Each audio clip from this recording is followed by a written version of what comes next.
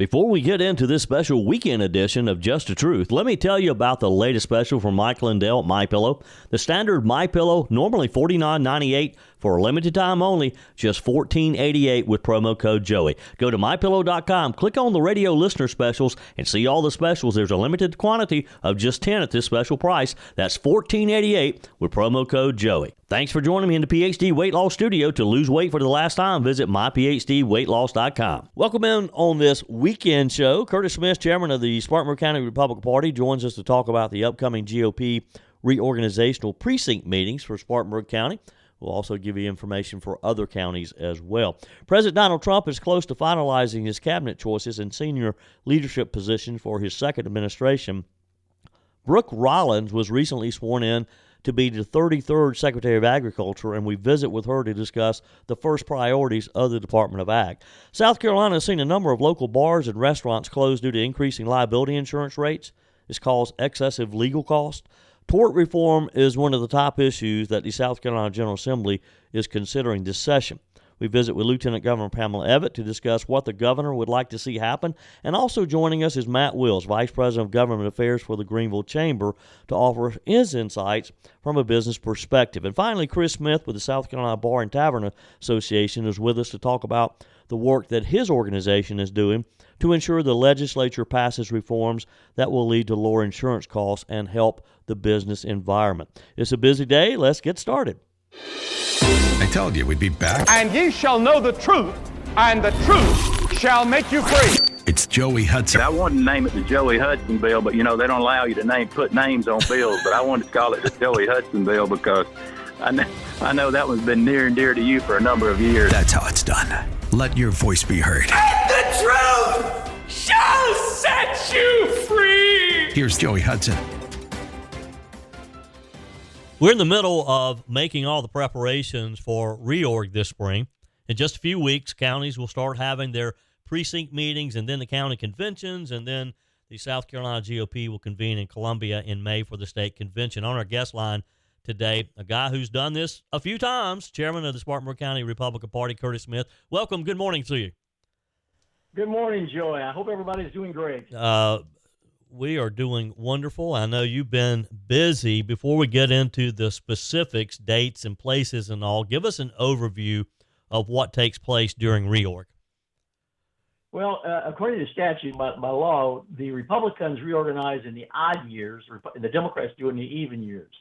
And what we do is we take all the precincts in the county, and they have their REORG. They all get together, elect new officers, elect new delegates to the county convention, and elect people that they nominate people they think should go to the state convention.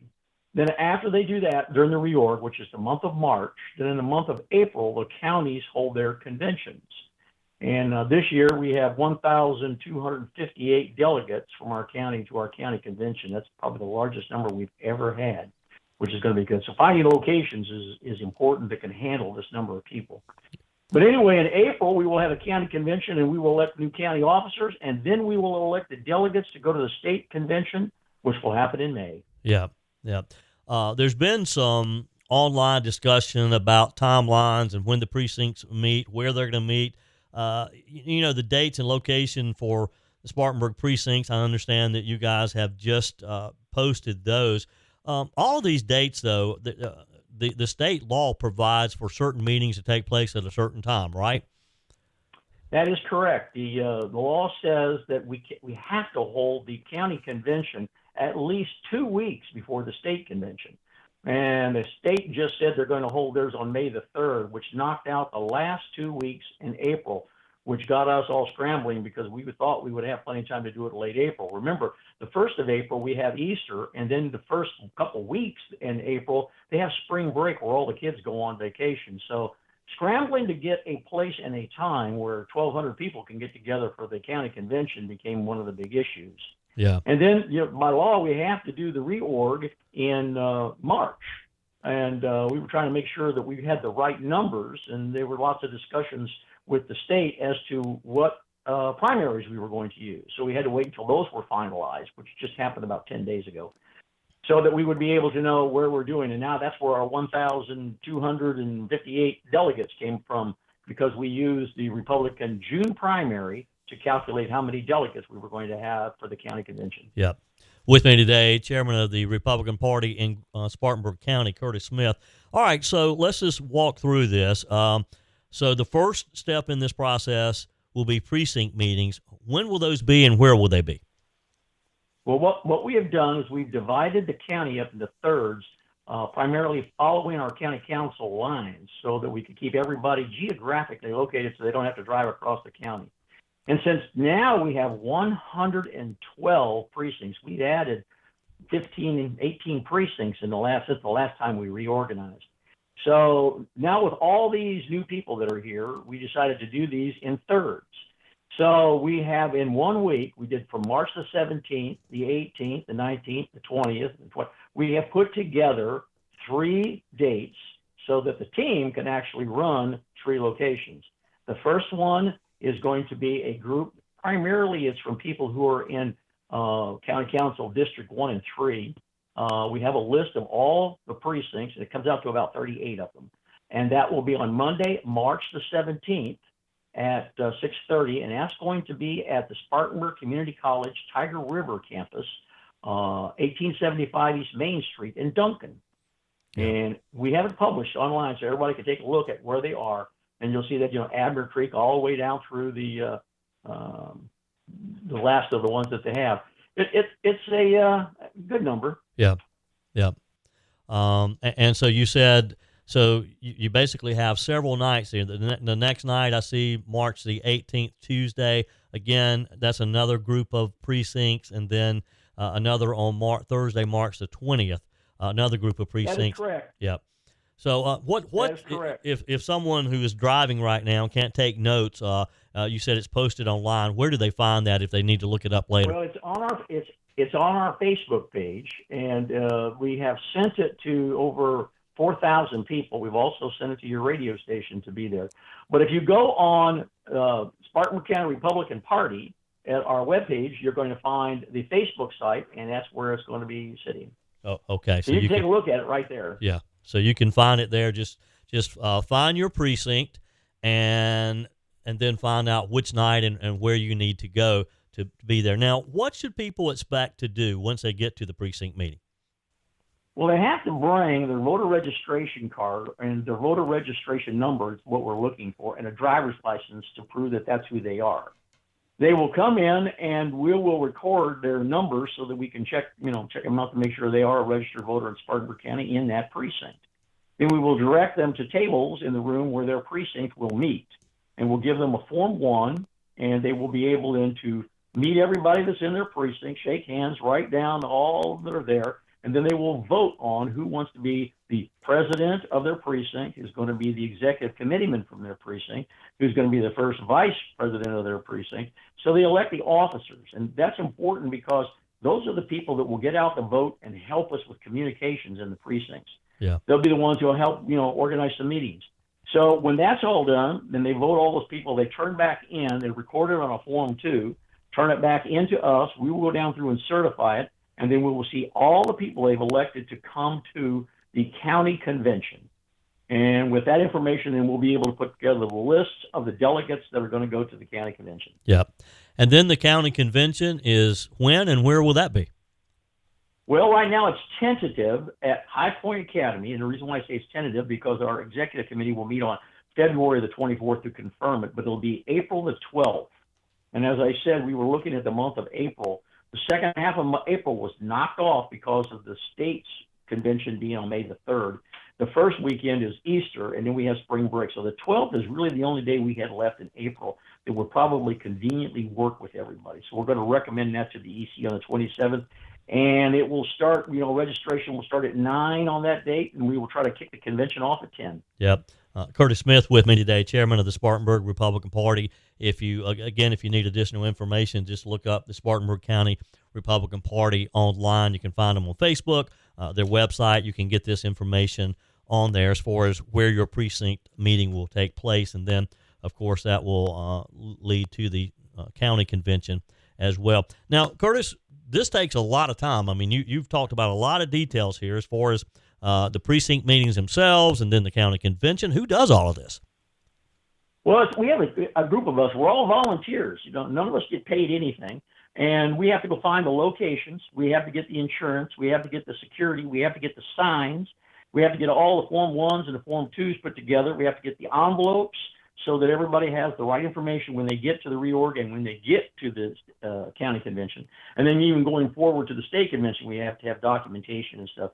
So we have a group of 8 of us and volunteers from the precincts who work very hard in the month of February to get this thing going.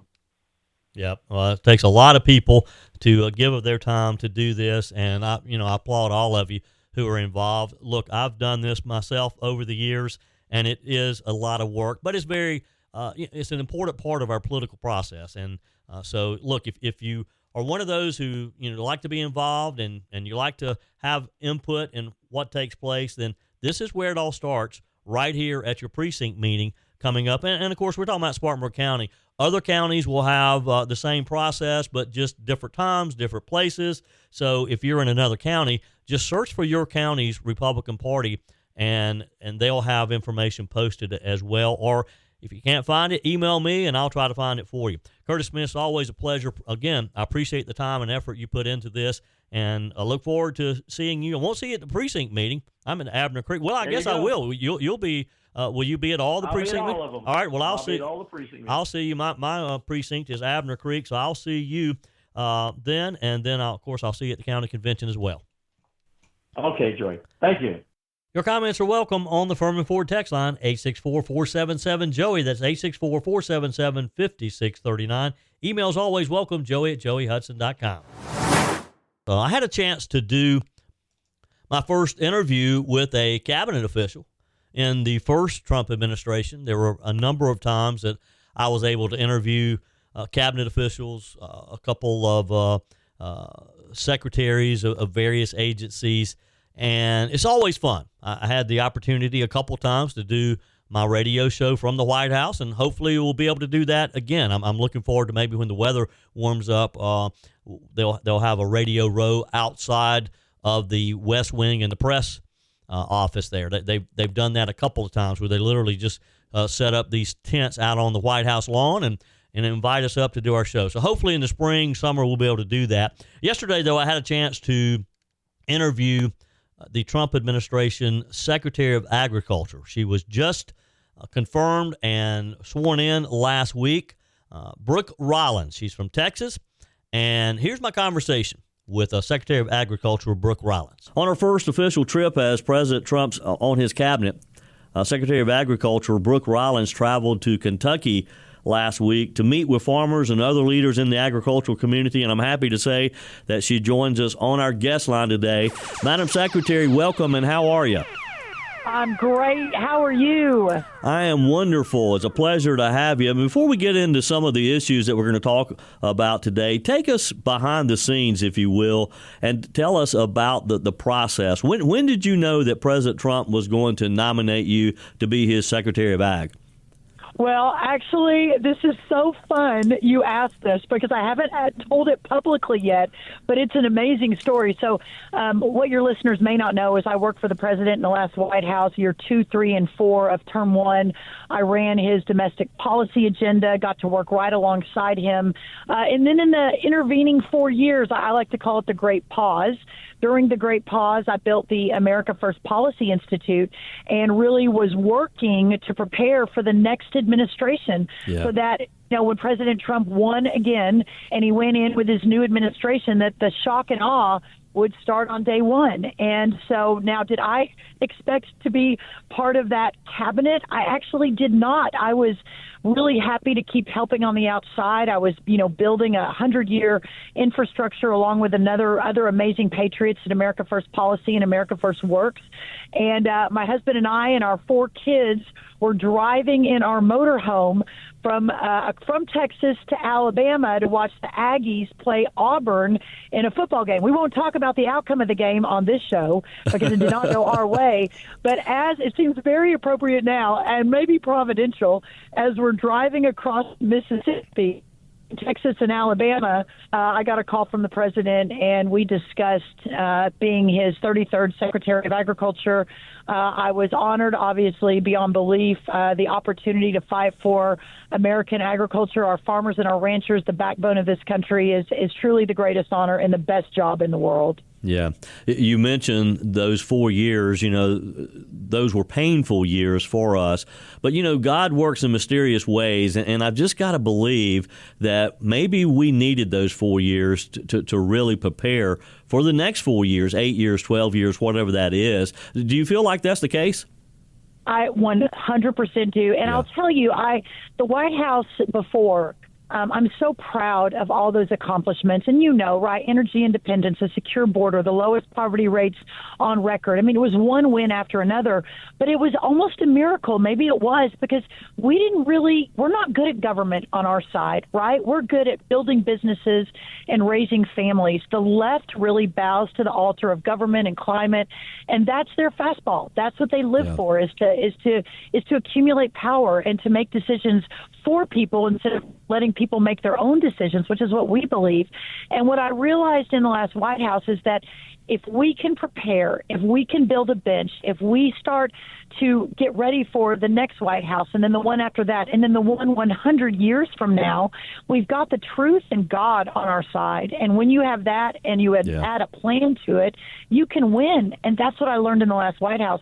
So while we were devastated on November 4th of 2020, when that election we believe was taken from us, I knew that we had to begin to plan immediately. I didn't know President Trump would be the next, the one to go in, but I knew that whomever it was, that if we were prepared, we could actually save a country. And I believe that God gave us those 4 years to be able to prepare and do that. Yeah. On our guest line today, Secretary of Agriculture Brooke Rollins. President Trump has asked all federal agencies, of course, to review and to cut wasteful spending. In this short time that you've been on the job, because you just took the oath of office last week, what have you been able to identify so far in the Department of Agriculture?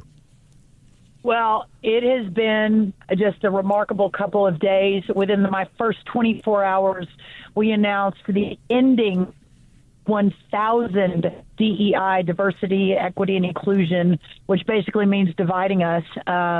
We announced 1,000 of those being canceled for good. We've begun to roll back all of the climate, the Green New Deal efforts. We have been laying off a lot of the 106,000 USDA employees. I'm still getting my arms around it. Obviously, the United States Department of Agriculture is one of the most important in ensuring that the backbone of our country, our farmers and ranchers, can succeed. But when you've got 106,000 employees and 80% of your budget is the food stamp program, which is under USDA, you know that there is a tremendous amount of opportunity to streamline, make more efficient, and ensure that our taxpayers are getting the most for their money. So that's what we've really been focused on, and you'll be hearing a lot more about that going forward. Yeah. You had the opportunity to be in Kentucky last week, meeting with farmers. What was top of mind for those farmers that you met with? Well, and not only was I in Kentucky Friday, I was in Kansas Monday, Missouri yesterday, headed to Oklahoma on next Monday, Georgia soon after. I'm really planning to try to be in the country talking to the farmers and the ranchers as much as I'm talking to anybody else. I think that's so important. Listen, we are facing in perhaps 100 years the most difficult time in the ag community economically. Under the Joe Biden 4 years, our exports went from being a plus 50 billion, meaning that we were shipping our ag products out of this country when Trump left office 4 years ago, to a $45 billion export deficit that we're facing after 4 years of Biden. Our inputs, the cost, of course, not surprising to all of your listeners, inflation has gone out of control, but it is now 30% more expensive for our farmers and ranchers to do business, to provide what they provided just 4 years ago, 30% more expensive. We've lost 140,000 family farms in recent history. This is not sustainable. We can't keep going if we want an ag industry. So these are all massive issues. Of course, immediately the avian flu, which hits everybody because of the cost of eggs we've all seen at the grocery store. We've got some pretty big issues to tackle, but I feel so strongly that with President Trump's leadership, and hopefully I'll be able to help in my perch, that we're going to be able to tackle all of that successfully in very short order. Yeah. Secretary Brooke Rollins, it's a pleasure to have you with us today. Thank you for your time. Thank you for what you're doing, and we're going to expect big things in the next 4 years. The Mike Gallagher Show, you are always and have always been such great friends of this administration. And I'll come on anytime you need me, so thank you for the opportunity. Well, we'll certainly take you up on that. Have a wonderful day. You too. Bye-bye. Yes. Again, that was my conversation yesterday as I sat in for Mike Gallagher while he was at a media day at the White House. Ms. Rollins has a very impressive resume, as she has worked on a number of things. As she mentioned, she was held a couple of different positions in the first Trump administration. She's been very active since then with the America First Policy Council. She researches things. She's one of the folks who's been working behind the scenes these past 4 years, getting ready for these 4 years of the Trump administration.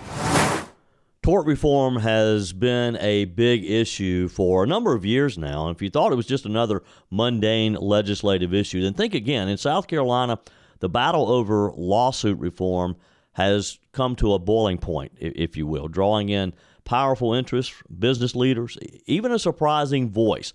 Donald Trump Jr. recently weighed in via X. We'll tell you about that in just a minute. On the one side, you have South Carolina's entire business community, including small mom-and-pop shops, corporate leaders, the governor, insurance providers, all calling for common-sense lawsuit reform. On the other side, you have powerful trial attorneys who are fighting to maintain a system that's been in place for decades. And then there's Trump Jr., whose unexpected opposition to the reform bill has added a surprising twist.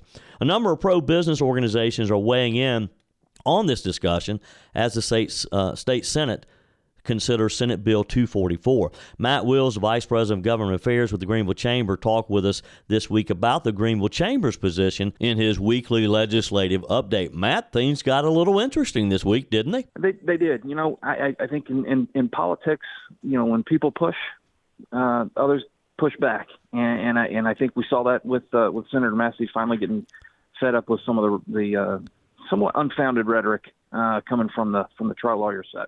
Yeah. So give us a quick summary of why this issue is important and then where you think we stand. Sure. You know, I think of utmost importance, it's providing a fair environment for businesses to do what they do, whether it's a restaurant and a bar, whether it is a trucking company, whether it is a delivery company. You know, yes, insurance issues are a problem in this state, but so is the lawsuit environment. It is. I think this week I saw an interview with a USC professor from Darla Moore School, and literally what stuck with me was it is open season on South Carolina business, 365, 7 days a week, and you're just like, man, there is no wonder why we praise the people that are getting businesses to this state, to expand in this state and stay in this state. With the environment that we're currently providing, and I think the biggest push right now is just to offer some competitive fairness, not competitive fairness. That's a kind of a short-sighted piece, I think. But I think if you're looking for certainty and trying to make decisions for longer-term forecasting when it comes to businesses, this is really one of those things that really is top of mind for a lot of folks running said businesses. So what's the overall temperature among legislators in Columbia, and what do you see as the solution to this? Sure. I think it depends on who you're specifically talking about. You know, when we have our lawyer set of legislators, temperature is pretty hot. When it comes to, you know, folks that are wanting, you know, an environment that is fair, that is, you know, an economic based outcome, you know, based on what you put forth into the market, it seems to be a pretty unified front. There's a lot of noise. You know, we talked about last week about being there, some gaslighting going on with some of these folks, but I think from the broader picture, it literally is just the certainty businesses need in order to succeed, in order to make policy decisions of their own. Yeah. And I think what's happening now in Columbia is long past due. I think we're the folks that are kind of on the fence about 244, the tort reform bill, really are a lot closer to being supportive of 244 than they are being completely against it, which is a very good thing.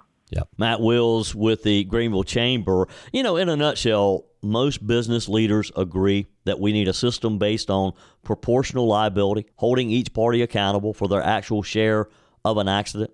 I mean, it really sounds like common sense, right? South Carolina's current law allows businesses to be held 100% responsible, even if they're only 1% at fault. This issue is particularly devastating for small businesses, especially bars, taverns, restaurants.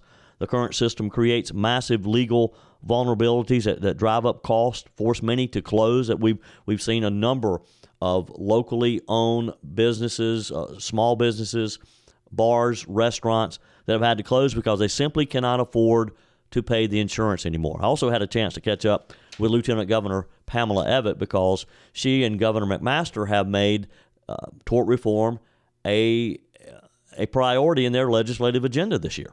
Tort reform for the last, it got to be a really hot topic over the last, I would say, 2 years, year and a half, where you started to see a lot of restaurants saying, I have to close my doors because I can't afford these insurance prices. And so, tort reform has really come on everybody's radar because it's been so widely talked about. Everybody has wanted it. I know everybody likes to see a bill turn out in its own way. The governor and I are saying, all right, General Assembly, put together something that protects South Carolina businesses, that opens up the market so insurance companies want to come to South Carolina, right? Because, Joey, that becomes the problem. When things start getting so bad and so tight, insurance companies pull out of the South Carolina. And so the fewer, it's like with anything. When competition starts to wane, prices start to go up. So I'm glad that they're working on it. The naysayers forever said this will never happen in the General Assembly. And so I'm seeing it happen, and I think that is a really great thing. Yeah.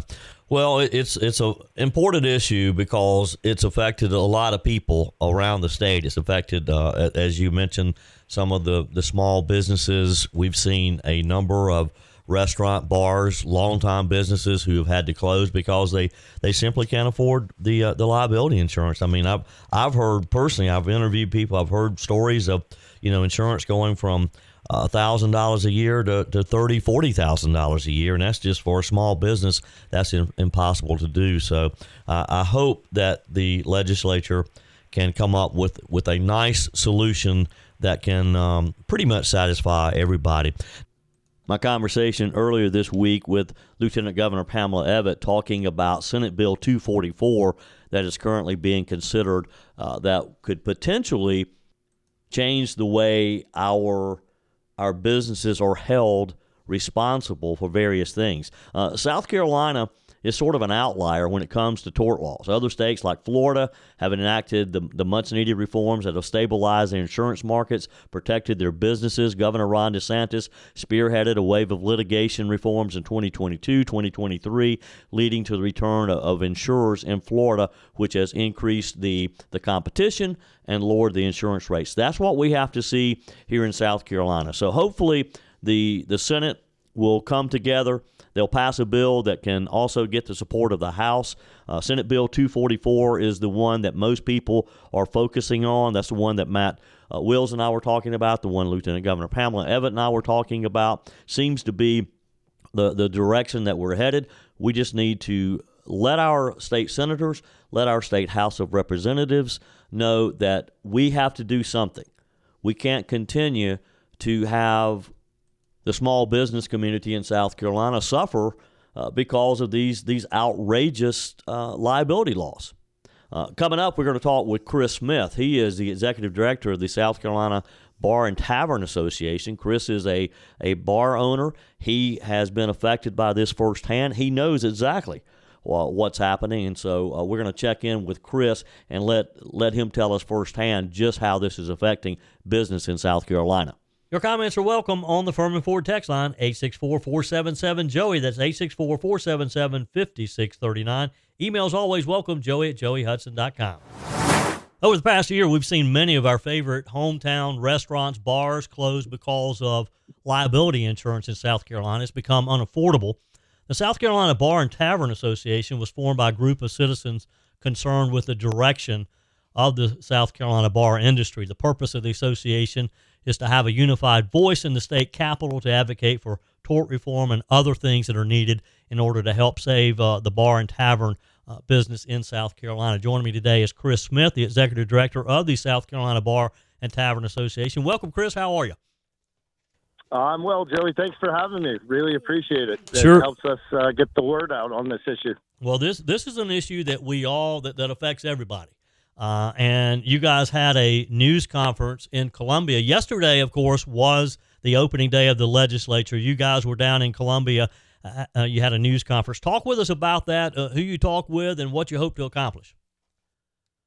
Yeah, so we had a press conference with the South Carolina Policy Council, the Mom and Pop Alliance, SC Venue Crisis, the Restaurant and Lodging Association, and a couple other groups. We've been meeting over the past few months together, kind of to go over overall tort reform.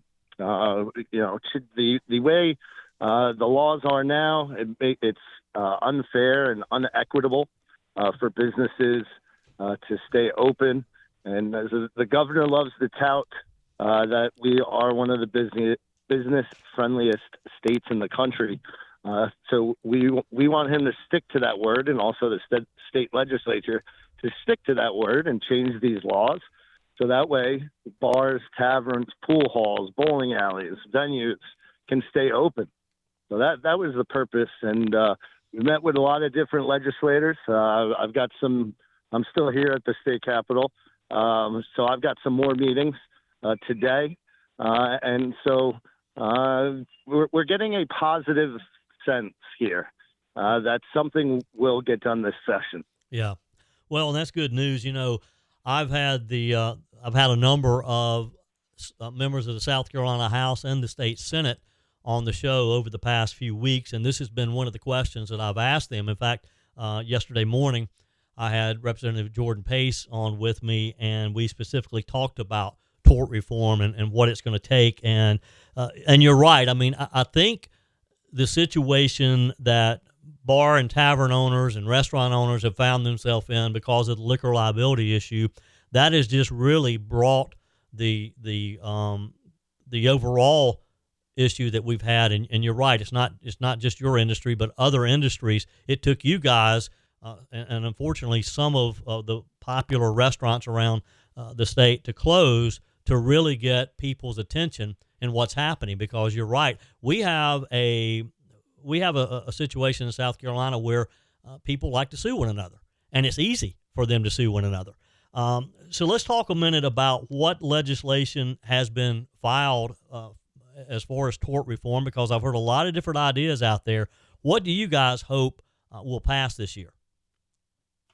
So we actually, with that coalition that had a press conference with, we actually will be debuting our own legislation here in the next couple of weeks. We are just tweaking some language, getting some feedback from some of the legislators who are on our side on this issue.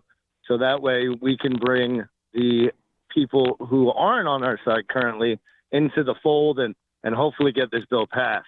So I know there are a few bills out there that were pre-filed. I know Representative Mark Smith filed one. I know the Speaker, also the Speaker's people filed one. And then there is Senate Bill, I think it's S-114, if I'm correct, that also talks about this issue. So there's a few different bills out there, but we are specifically going to be filing our own bill. Okay, and what will that consist of? What are the highlights of the bill that you're going to and who will be filing it for you? So that is still up for discussion, but basically it'll change some of the verbiage.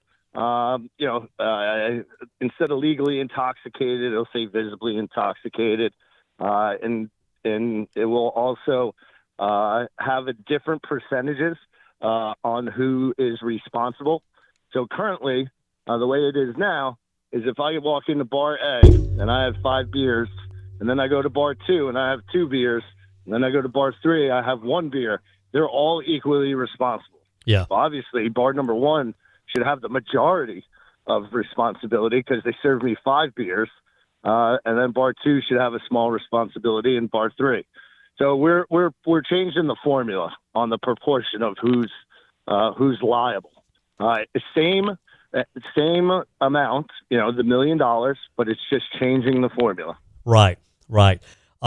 Where are you finding support for your cause? I know there's a lot of legislators who have talked about it. And where do you think you're going to find resistance? Well, I think we're in pretty good shape in the Senate.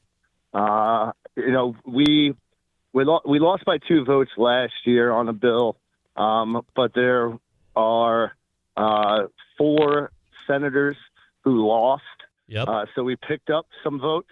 So now we should be on the right side in the Senate. And then the House is where our fight's going to be. Yeah. The Speaker and his people have pushed back consistently since this became an issue over 2 years ago. So we're gonna have to see what we could do. We're gonna have to put some pressure on. We've got a kind of a campaign that we're going to be doing. With the Bar and Tavern Association, amongst other groups, have money that we're going to be spending, and we'll be targeting places, billboards, social media. Mm-hmm. If we can get up on TV in certain areas, we're going to do that as well. So. And don't forget about talk radio. Absolutely. So what is the Speaker's objection to what you guys want? I mean, the problem in the House is just the overall plaintiff's lawyer, ambulance chasers. Yeah. I hate to say it like that, but that's basically what it is. And so a majority of the members, are plaintiff's lawyers. Yep. And so that's where the pushback is. They look at it that this will take money out of their pocket. So instead of being able to clean up $3 million, they'll only be able to clean up a certain percentage from each place. Yeah. So, it's they look at it putting a dent in their pocket. Right. And so that's where the pushback is. Yep. With me today, Chris Smith. He's the executive director of the South Carolina Bar and Tavern Association. All right, Chris, let's just pretend that you guys get the legislation passed that you want, everything that you want. Once that is done and the governor signs it into law, how long will it take before you'll actually start seeing some relief? I think it'll take at least, we saw this in Alabama with their dram shop tort reform bill. They are still upside down there. So it could take up to 2 years before we see some relief, or hopefully it'll be quicker. Yeah. I know there's a number of insurance companies that are kind of chomping at the bit to get back in here. Obviously, we're down to, depending on your situation, we'll say overall there are 10 insurance companies. Yeah. Most people are only getting a quote from 2 out of the 10, just based on different circumstances. Whether you have a pool table, or you have a DJ, or you do trivia, so things like that. So right. That's what we're looking at right now. Yeah. Has there been any discussion of some type of state-run insurance program, some type of underwriting program that might lure some of these insurance companies back? Yeah, so there was a discussion about a state-run insurance fund, but you know how government works. I don't know if that's necessarily the answer, having the state government have their hand in the cookie jar, so to speak. And so, I mean, that's a discussion that could be had more if there are certain things in place, certain regulations, and but I'm not really sure, to be honest, that would be the answer. Yep. With me today, Chris Smith, executive director of the South Carolina Bar and Tavern Association. Let's talk about your association, because it's my understanding that you guys, this is a fairly new organization, that you all came together primarily because of this one issue. Yeah, so that is correct. We were formed in May 15th of last year, to be specific. We kind of saw a void. The SC venue crisis, who started this movement, was kind of taking a back seat. They had been traveling all over the state for basically a year and a half, and got tired. So I saw there was no one to advocate, and I kind of looked at the restaurant and lodging association and the truckers association, and I said, hey, why don't we get a bunch of people together, put a board together, and let's create an association. We are a 501c6, which means we're a nonprofit, but we can't get involved in specific races, but we can overall get involved in politics. Sure. So we can't give money to a specific candidate, but we could give money to the Republican Party. Or the Democratic Party, in certain counties, that kind of stuff. Sure. Chris, I appreciate your time today, and I hope that you'll check back with us again throughout the session. We'll certainly be watching things and understand that you have a voice here with us for sure, and I appreciate your time. I appreciate it, Joey. You have a good rest of your day. That's it for this special weekend edition of Just the Truth. Thanks for joining me in the PhD Weight Loss Studios. To lose weight for the last time, visit myphdweightloss.com. If you haven't joined my mailing list yet, visit my website, joeyhudson.com. Click on the Connect with Joey button so that you can receive our emails and the most up-to-date news. Also, join me on my YouTube channel. Be sure and like, comment, and subscribe. Just search for Joey Hudson. As always, thanks for spending a few minutes of your day with me. Do me a favor and forward this episode to a few friends. Just click on the share button and send to your contacts. We need to build an army of conservatives to win our country back, and we can do that by continuing to share the truth with our friends and family. Keep those comments coming via the Furman Ford text line 864-477-JOEY. Email to joey@joeyhudson.com, and I love your messages on the MyPillow message line. Again, that's 864-477-JOEY, 864-477-5639. Be sure and take advantage of the MyPillow special, just $14.88 on the standard MyPillows when you use promo code Joey. Order online at mypillow.com or call 800-893-4053. We're back again tomorrow and hope you'll plan to join us. Until then, remember, God's got this. He's still in control.